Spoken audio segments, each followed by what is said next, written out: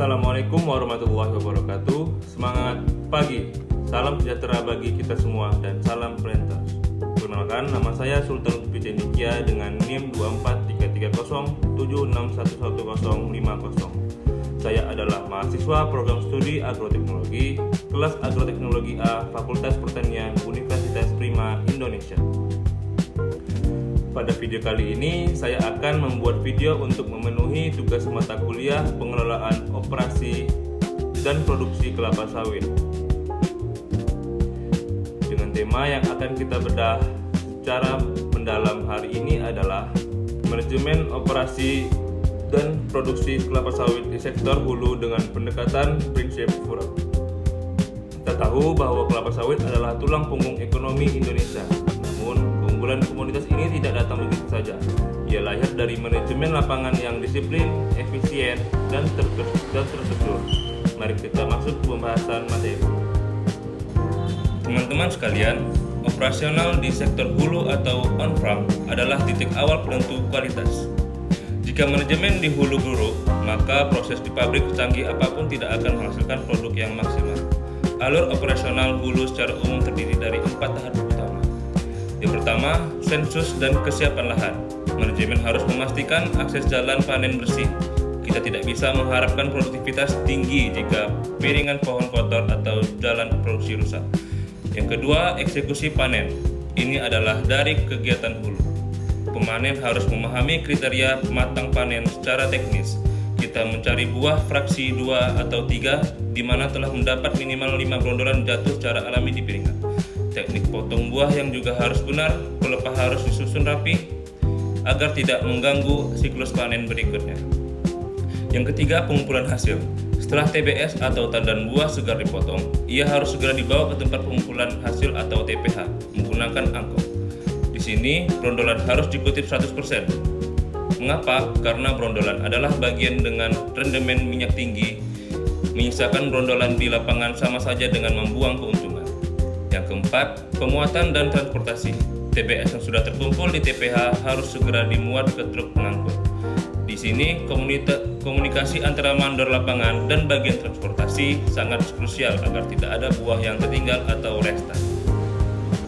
Selanjutnya, dalam mengelola operasional ini, kita harus selalu memegang 2 indikator, efisiensi dan efektivitas. Efisiensi bicara tentang bagaimana kita menggunakan sumber daya seminimal mungkin untuk hasil yang maksimal. Contohnya, bagaimana seorang manajer mengatur rute truk agar bisa mengangkut TBS dari banyak blok dengan jarak tempuh terpendek dan konsumsi bahan bakar minyak yang paling hemat. Sementara efektivitas bicara tentang ketepatan sasaran. Apakah buah yang sampai di pabrik benar-benar buah matang? Jika kita memanen 100 ton, tetapi 30 ton diantaranya adalah buah mentah, itu artinya operasional kita tidak efektif. Buah mentah tidak menghasilkan minyak, justru merusak mesin rebusan di pabrik dan menurunkan nilai rendemen secara keseluruhan.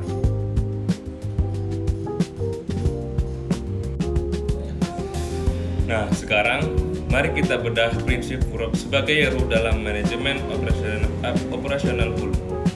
Yang pertama, F untuk fast atau cepat. Dalam industri sawit, waktu adalah kualitas. Begitu buah dipotong dari pohon, kadar asam lemak bebas atau ALB langsung meningkat. Prinsip fast menuntut evakuasi buah dari pohon ke pabrik harus dilakukan secepat mungkin. Idealnya di bawah 24 jam. Kecepatan ini memastikan CPO yang dihasilkan nantinya memiliki kualitas premium dengan kadar ALB di bawah 5%. Yang kedua, U untuk unggul atau kualitas. Unggul artinya kita tidak berkompromi dengan kualitas. Seorang planter yang unggul akan memastikan zero non-maturity, tidak boleh ada buah mentah, tidak boleh ada janjang kosong, dan TBS harus bersih dari sampah atau tangkai panjang.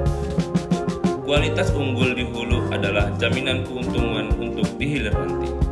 Yang ketiga, R untuk responsif. Lapangan adalah tempat yang dinamis. Cuaca hujan bisa membuat jalan produksi hancur dalam semalam.